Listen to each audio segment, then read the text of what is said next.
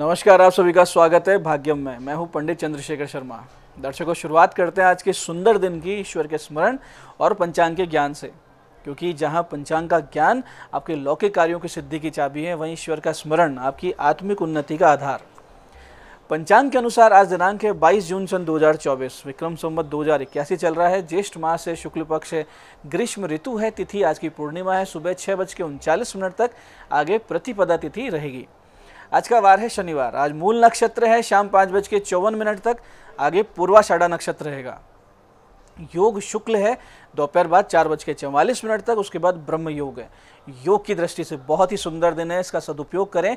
कोई भी शुभ कार्य करते हैं, कोई बिजनेस डील करते हैं, रिश्ते की बात करते हैं, बहुत सुंदर दिन है। आध्यात्मिक रूप से भी बहुत अच्छा दिन है।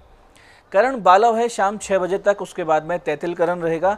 सूर्योदय का समय दर्शकों सुबह 5:33 का था और सूर्यास्त का समय शाम 7:23 का है। आज का राहु काल सुबह 9 से 10:30 के बीच रहेगा, इसे पूरी तरीके से टाल दीजिएगा। इसमें कोई शुभ कार्य नहीं करते हैं और लंबी यात्रा पर नहीं निकलना चाहिए। अभिजित मुहूर्त आज दिन में 12:01 से 12:56 के बीच है।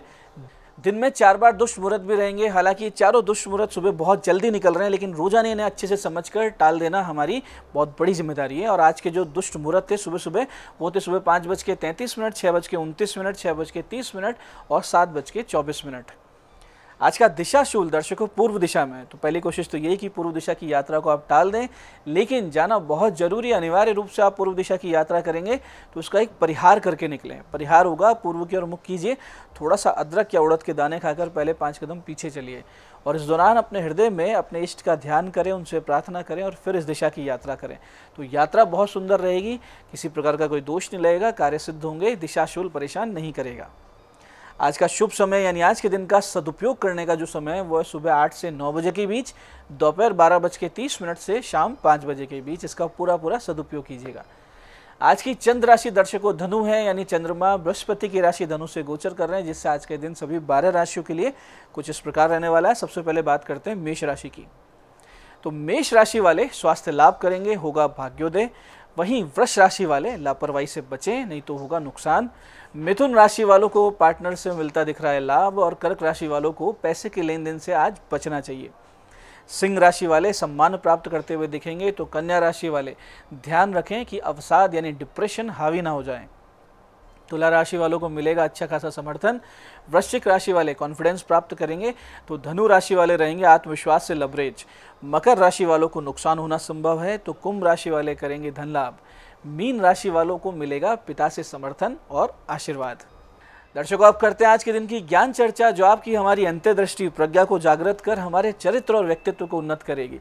फिर आगे समझेंगे उन विशिष्ट उपायों को जो हमें समस्याओं से बाहर ले आते हैं और जीवन में सफल बना देते हैं। अंत में करेंगे आज के दिन की ज्योतिष मंत्रणा और समाधान। दर्शकों, एक बहुत ही सुंदर श्लोक शास्त्रों में आता है जो कि श्रद्धा और विश्वास के महत्व को दर्शाता है।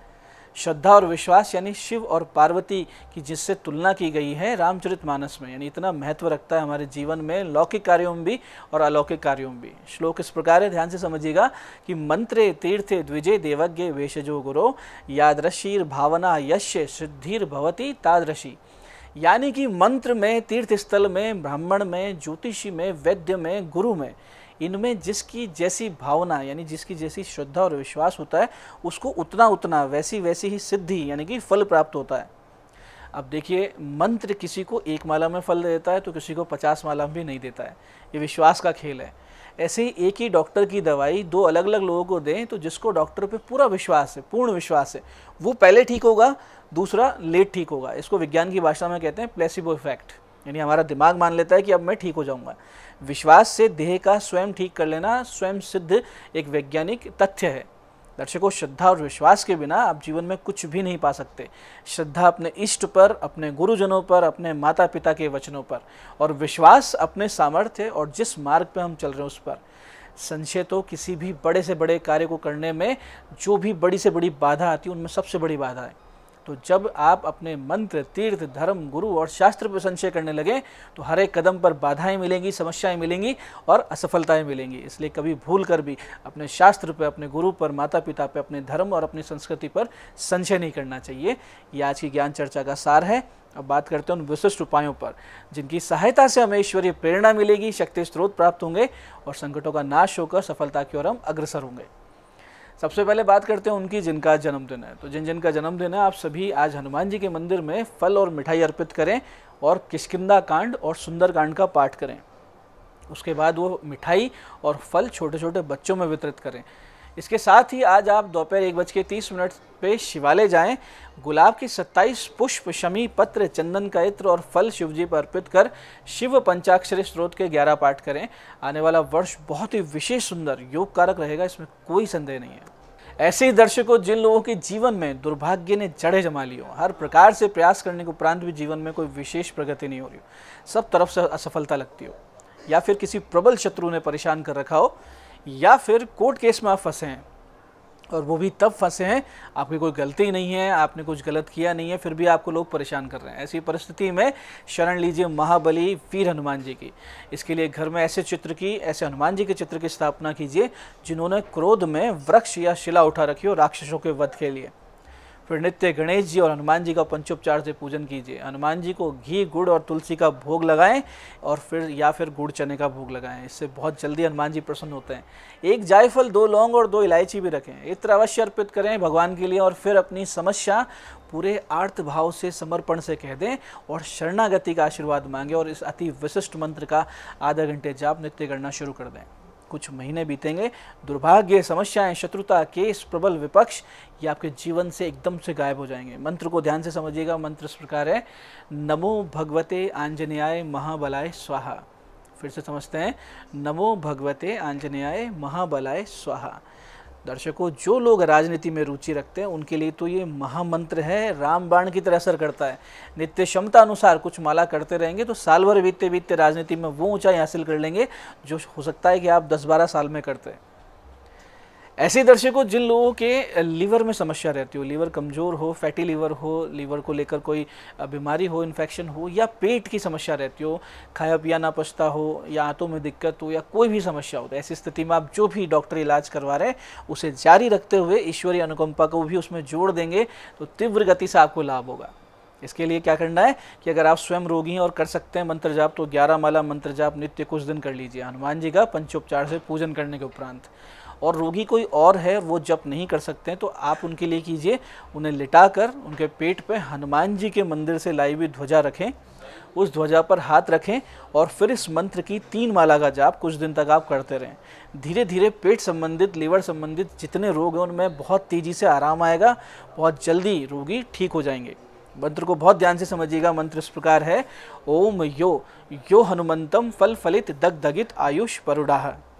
ओम यो हनुमंतम फल फलित दगदगित आयुष परुडाह। इस मंत्र को कीजिए, बहुत ही जबरदस्त कार्य करता है। भगवान शिव जी के मुख से निकला हुआ मंत्र है और मंत्र महार्णव जैसे और रुद्र यामल तंत्र जैसे मंत्रों से संग्रह में से निकला हुआ ये मंत्र है, सटीक कार्य करता है। आप करेंगे, हनुमान जी की कृपा से सारे रोग ठीक होंगे।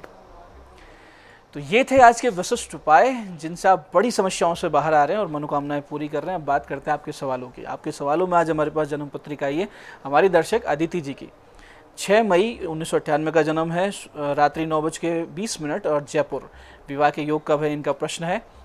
देखिए अदिति जी, आपका वृश्चिक लग्न है, सिंह राशि है, सप्तमे शुक्र की शुभ स्थिति आपका अच्छा वैवाहिक जीवन दिखा रही है और विवाह का योग जुलाई 2024 से जून 2025 के बीच है। इस दौरान आपका विवाह हो जाएगा, बहुत ही सुंदर वैवाहिक जीवन भी है। आज की दूसरी पत्रिका आई है हमारे दर्शक दिनेश जी की।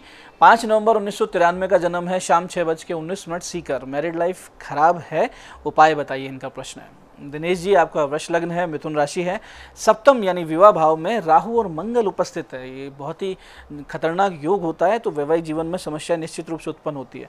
इस मंगल राहु की शांति अति शीघ्रता से करवा के एक फायर ओपल गले में पहन लीजिए, आपको शांति मिलने लगेगी। थोड़ा इत्र का प्रयोग किया कीजिए, शिवजी पर मीठा दही चढ़ाया कीजिए। आज की तीसरी पत्रिका आई है हमारी दर्शक स्वाति जी की। 28 अगस्त 1987 का इनका जन्म है, सुबह 11:03 बीकानेर। प्रमोशन के योग कब है, इनका प्रश्न है। देखिए स्वाति जी, तुला लग्न कन्या राशि की पत्रिका जिसमें एकादश भाव यानी आय भाव में सूर्य बुध मंगल की युति बहुत जबरदस्त राजयोग बना रही है। आपके अभी प्रमोशन योग भी चल रहा है जो कि अप्रैल महीने तक रहेगा, यानी अप्रैल 2025 तक रहेगा। ये अगर आपने चूक गई आप तो फिर 2027 में योग बनेगा। तो इसमें पूरा सदुपयोग करें, और सदुपयोग के लिए इसका आप बुध के जप करवा के एक पन्ना पहन लीजिए ताकि इसी अप्रैल 2025 तक आपको ये प्रमोशन मिल जाए।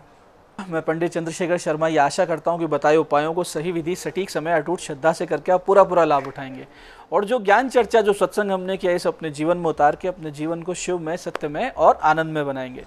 मैं महादेव से प्रार्थना करता हूँ कि जब आप हमारे बताए उपाय करें तो आपके कष्टों का निवारण अवश्य हो और मनोकामना पूर्ति निश्चित रूप से हो। कार्यक्रम में बने रहने के लिए बहुत बहुत साधुवाद। भगवती आप सबका कल्याण करे। जय आदिशक्ति।